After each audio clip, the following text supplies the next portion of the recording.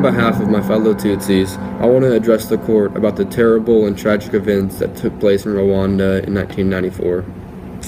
As a Tutsi, I'm lucky to be here today, as most of my family and friends were killed in the genocide along with a million other Tutsi. Even with the onslaught that was happening to the Tutsis, we came together and helped each other by taking in and hiding those trying to escape the tragic events that were happening in the street. But many turned their backs on their fellow men.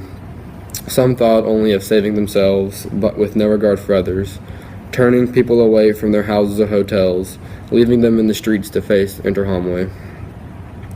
I would like to apologize for the way we treated the Hutus after the Treaty of Versailles by taking away many of their privileges and education. The tension that started back in 1918 has followed us all the way to when the genocide happened and is one of the main reasons these events occurred. If I would have known that these things would get out of hand the way they did, I would have apologized a lot sooner and tried to fix things.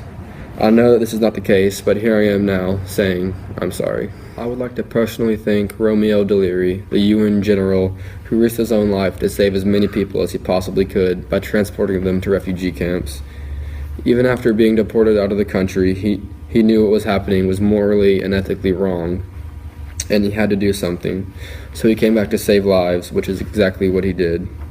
I would also like to thank Paul Rusesabagina, the Michelin's hotel manager, who hid around 1,200 Tutsi in his hotel, risked his own life in multiple situations to protect them, and even gave up his life savings to save their lives.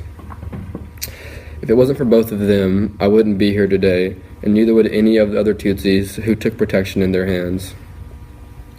Hearing that the UN military said, "We think you're dirt, Paul," filled me with anger, since I see Paul as the angel that God sent to protect me. I immediately think to the principle of life and dignity, which states that all human beings are sacred from the time of conception until natural death, because we are created in God's image. This tells us that Paul is not dirt. He is under the same Father as the military personnel who called him dirt. He is a sacred child of God. The principle makes it known that throughout our whole life, we are in God's image, one that is not dirt, but a unique individual unlike anyone else. Paul's actions were done to shine God's light in a world of darkness. To be a child of God, he is, no matter what other people thought of him. This social justice principle was not upheld during the genocide, however. The Hutus did not see the Tutsis as children of God. They saw them as cockroaches, as people that should be extinguished from this earth. Even though Paul was not a Tutsi, he was seen as a traitor, since he was helping hide so many people who were. We cannot erase the events that have happened, but we can definitely prevent something like this from ever happening again. Logical ways to prepare and prevent a genocide is to prevent armed conflicts, protect civilians in armed conflicts, like through UN peacekeepers, and end impunity through judicial action in national and international courts. Gather information and set an early warning system, and make sure to take swift and decisive action that includes military aid. Thank you for your time.